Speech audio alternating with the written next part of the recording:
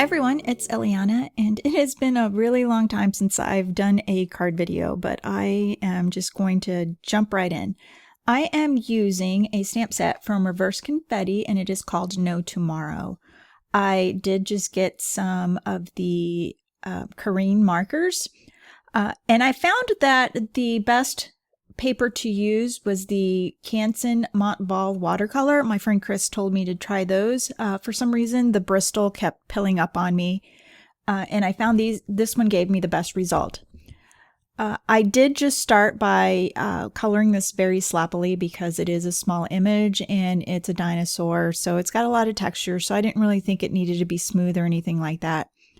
So I just went in and added some of the olive green, and I just spread the color around with some water.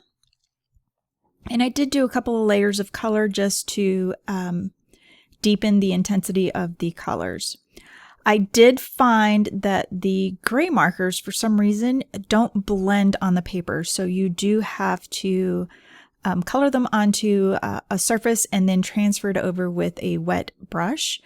I found that the Altenew watercolor palette, the small one, fits perfectly inside the Karin marker box so that you can always just leave it in there. So I am adding two colors, and I have two shades of the cool gray, the 159 and the 160. And I did that for the second dinosaur. Now for the little plants, I just decided to add a little bit of color. So I went in with the burgundy, and I did something different than I did with the other two dinosaurs. I added some clean water to the flower, and then I just dropped the color in and then just kind of spread the color around. And I just kind of played around until I got it to look how I wanted. I'm going to fussy cut these anyways. For some reason, I just don't really like the white outline around my images. And so most of the time I end up going in and cutting the images. I should just quit buying the coordinating dies, but you know, I suffer from full set syndrome, and so I just feel like I need to have both just in case I change my mind. But anyways, I'm going to go back, and you can remove the color very easily from these, or at least from what I found. And I'm just adding some clean water and just cleaning up the area where the teeth are, because like I said, I just sloppily colored it.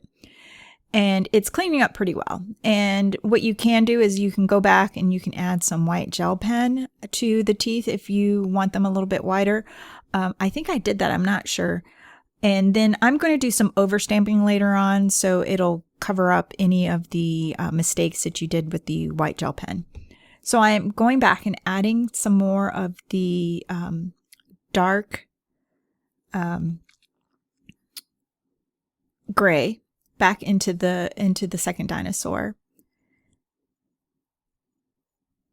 And for the little fins on the top, I'm not sure what those are called, but I'm just dropping some color in there just to add a little bit of texture. It doesn't need to be perfect. I mean, it's irregular anyways, so I'm just dropping in some color. Now I do want to add a little bit of the copper color, so you do need to shake this a little bit, and then I'm just going to drop the color right in there. And I found that if the color's dry on the watercolor palette, you can just add some more water to it and it'll reactivate those. So you don't have to just waste that color, that pigment that's on there. Once that's all done, I'm going to go over and I'm going to just kind of blend everything out. And then I'm just going to go direct to the paper on the freckles. That's why I wasn't really worried about covering up the freckles when I was coloring earlier. And also for his little fins, I'm going to add the color. I'm going to add the copper onto his fins as well. In all, I do like the Karin markers. Sorry, Lydia says that it's Karin and not Karen, so it's Karin markers. I really did like them.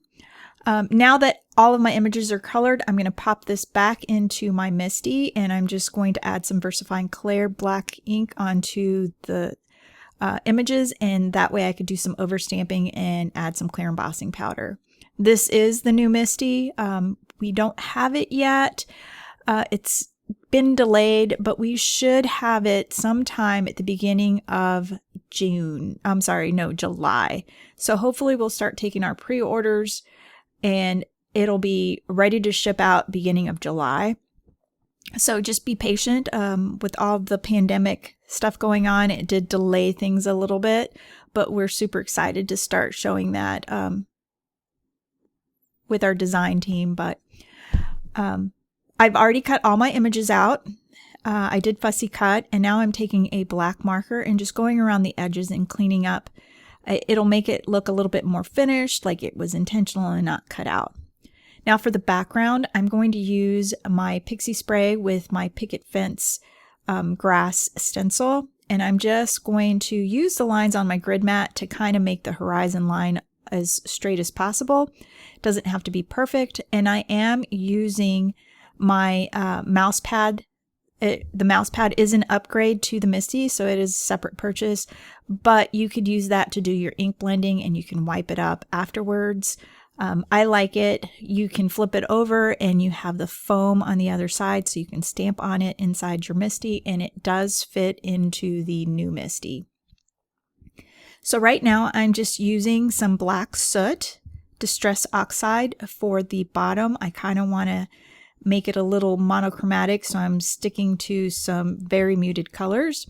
And I've removed the stencil, and you can see how that's turned out. And I'm also using the new, I don't know what it's called. It's not a chamois. It's from Picket Fence. It is really cool, and it doesn't smell once it gets wet.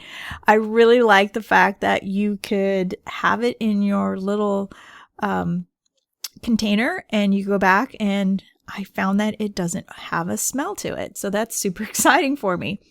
Anyways, so now I'm going to be doing my background. There's two backgrounds. I couldn't decide which one I liked. One of them is from Altenew and the other one is from Paper Artsy. So I'm starting with the Paper Artsy.